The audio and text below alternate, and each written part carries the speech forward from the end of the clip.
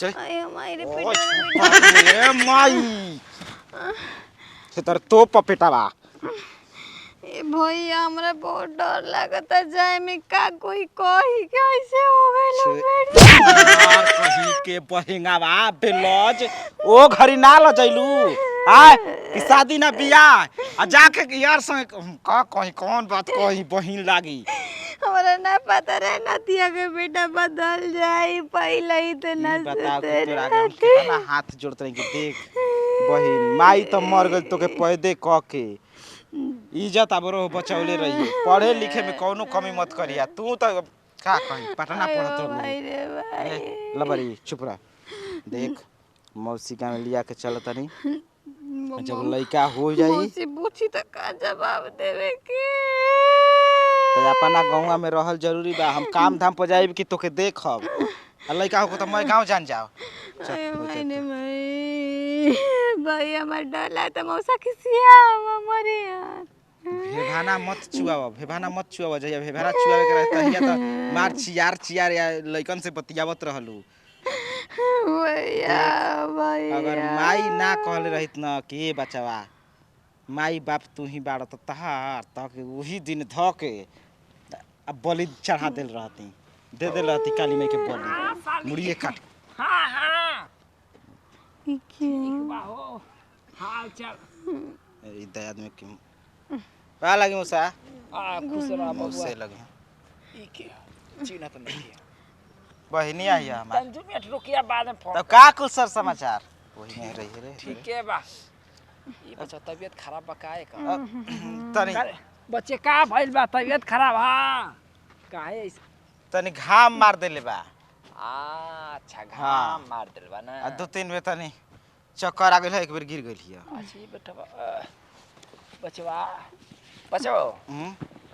हमरा तो कुछ शंका नहीं मौसा कोनो बात नहीं मौसा जाए तो हमनी के घाम लगा तो घरे जाए चाहत ना मौसा ई कुल माने तोहरो लाज शर्म नहीं खे लागत कि एगो लइका लइकिन से का बतियावत हम मानते जानते ले बबुआ हमके लागल ओइसने हमरा यही से दिया दे नहीं गैस बनल बा ना कनी हबे ना कनी गैस बनल बा चक्कर आवता तवरी कुशल मंगा ठीक कनी के तनी मौसी का घूमी आई बढ़िया के बचिया हां मौसा बचिया से तो बतियात तो तू बचवा आ हां तो सुनाते न बाकी माने चले के भैया हां चलो तनी बड़ी घाम भइलो मौसा का कर अरे रुका बचवा से अब माई के तबीयत पानी मैं जो चचिया माई तो आनो के आई अरे देखो आपन महतारी बड़ा वो दम अब मुंह बोला महतारी में बहुत अंतर न पहला तो हम कोई रही ना तो जिंगा बड़ा एकदम बोली विचार व्यवहार में बड़ा अच्छा लागेली अरे कुछ मत पता चला तो आर कहत रहे बड़ी मार हो भैया गेले चलो ना दुखात आटे हां ठीक बा साजी खानी भेंट करब ऐसा नहीं तो गांव में फैलाई त ना अरे बहुत लथेर आदमी मौसवा के बड़ दुश्मनी ह बाकी का करबू हमनी से दुश्मनी के ना गोड़ लागल जरूरी नहीं माने तो कह सके बड़ा एकर महतारी मर गेल तबे से बड़ी जोर से दुखात रहल ओकरा के देख के ना रोत चल बड़ा इबरा कौआ काव कोइले बाटे कोई आई का कल जीजा एगो कहत रहा बड़का जीजा के लाल झारू तोहरा से भेंट करले ढेर दिन हो गइल आई मछरी छोरे बनाइबू आई नदी में के मछरी मांगत ना नदी में पानी आइल नहीं कि मछरी हम अपन जीजा के खियाइब हमरो जीजवा कम चटन ना दुबई कमाला लेकिन मुर्गा मछली खाए के आ जाओ बात त साली के दुआर लौकेला आई ए आदमी अकेला कमाए वाला चार गो खर्चा हम ना कहले कि आब हाँ आया तो इने के ना खाली मुर्गा मछली खा के चल जिया उपा खामा चाहिए पिए खाती के देख के आवेला बाबूजियो कहत रहा जाए के कि जाइम न तो तारा के हेले भेंट क के जाइम एगो दीदिया भिरी आज ओकर सास के काम क्रिया हटे हमरो के बोलावत रे हम ना आ गइल मौसी अरे खुश रामा बबुआ का समाचार कौआ बड़ा टोटल करतलम कोने के आई तू यार फोन ना कइले हो का करबू मौसी एकरा का भइल बरे ए मौसी तबियत खराब बका बबुआ तबियत खराब नहीं खे हाँ। ई दिन देखे से पहले हम ए दुनिया से चल गए रहती ई का कहत तो रे बहुत भगवान के एकदम लाख शुक्र बा पागल हो गइल बड़े का भइल बा कोनो बीमारी हो गइल बोल का भइल बा मुंह दिखावे लायक नहीं खिरे मौसी का देखो बबुआ ओय हो माय ओय हो इज्जतिया अरे ई बताओ, साथिया का कोइले बिया रे बबुआ 350 पर राज मिस्त्री में जाके लेबरई क के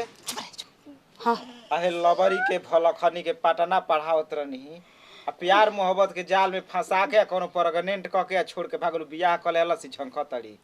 हई अरे दीदिया मुअल कातना कह के मुअल की बच्ची एगो भाई बा ओकर इज्जत बचा लिया। ई सबतिया प्यार मोहब्बत के चक्कर में चोंच लड़ावत ले पटना में जाके। बस यहाँ से गलती है। तो बताओ ये कुल दिन दशा देख के आदमी लड़की पैदा करे से एकदम रुआ कांप जाता है। ये कुल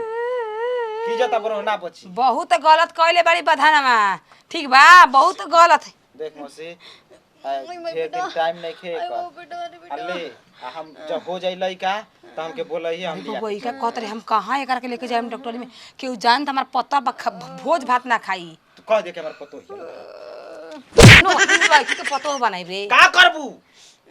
एक से ठीक है ले ना जा हमारा एक रिश्ता चाहिए ले जा आदमी का माई मुंह मौसी जी है एगो लूर लछन परे हम आदमी जी ना दी हमने का के कर भैया दे रात फेंक दे का करी हम फेंक दे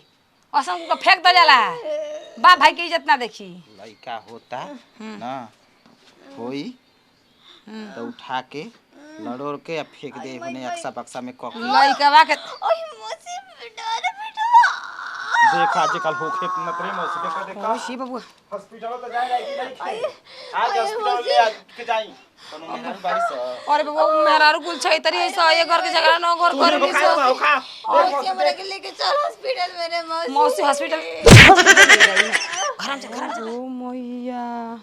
हई सवतिया बियाह गइलो अब हम का करी ए रबिया चिलेबू तो जान ली कब ए बबुआ लइका होला बताओ हम का करी एकरा के ओके दे धराई धरे ई पाप ई कइले बिया त इहो पाप इहे करी हमनी के अपना हाथ से पाप नहीं के करे के चल मौसी बाय ने के हम ना जाईब तू मत जाइए ई सब पाप से हम दूर रही अबे उ जवान के बरम बन के पूजाई के पूज रे ई पूजी रे मरी तब न पूजे करे हम पोल पास लेवे करे कि पुष्पा हई लेगो नया ड्रामा चालू के पूछी कि का ना होए करा बाप के त के कर ना देबू कह दे कि मशीन से पैदा कइले हैं ये आजकल जमाना में मशीन से आदमी पैदा करावता ऐसा दलीदार आदमी के मशीन उसीन काम नहीं चल लेके ना चल ना भैया मर दी ते हम ना कहां चल देबी ओए रे बाबू तोरा के बनवा दी हमारा घर नहीं के रह के ना इजा रहे के बहाना हमारा करे रोड के माटी फेंक के अपन बच्चे के तू जा फेंकिया काला में कैला बहुत अंदर जा जा जा अगर लौ गइलू ए बच्चा भाई बाबा कैसे छोड़त रे मत छोड़े तो राख अपन के राख काहे छोड़ दी रे छोड़े चल जाई के नियम मार अबे हमार तिल कहरो ऐसा हमार बियाह करे यह सत हमार बियाह होई का त एकर बहिनीए कुंवारे में लइका भगाइम ना लिया हम ना लिया तू जा भगाइम रे बाबू लिया ओए इधर जाके कहतिया जैसे कि रोड पर चुप रह लगा लो बियाह तू हूं माई से कम नहीं खू कहतिया कि रोड पर माटी फेंक के आ जी ले खा ले कहाला में अकेला में अंतर बा मौसी तू तो जानते ना बाड़ी तू भातार वाली बाड़ी तो इतना रोवेली आ तोर भातार ना रही तब पकड़ के लिया अरे पकड़ के लिया हम जाता निकाल इस सब के पढ़े के भेजा था तो प्यार मोहब्बत का लेता